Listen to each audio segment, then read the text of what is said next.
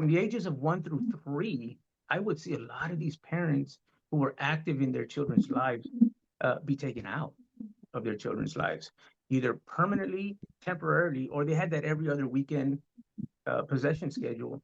And that is really devastating to the kids, really devastating to the kids, because there's this part of the brain that's called the amygdala, and a prematuration of that part of the brain in a child who's developing at that age is really, really bad.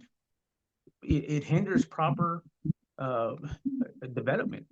And we see this through their youth, through the adolescent, and right into adult relationships, is that they cannot self-regulate. So when you remove the parent and the child from an active parent who provided that comfort, provided that protection, then we see a lot of the times that that portion of the brain in these children from 1 to 3 gets activated, and it should be dormant at that time. And they take no consideration to what the effects are to the children. But yeah, from ages 1 to 3, that amygdala, that fight or flight response in that child is not supposed to be activated at all.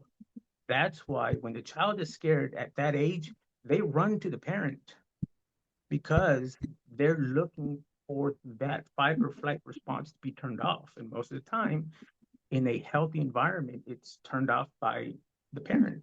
So when you start to limit what access that child has to both parents or one of the parents, the child's going to have a very hard time turning that off. And at that age, it's not supposed to be on at all. Creating better outcomes for kids should be top priority.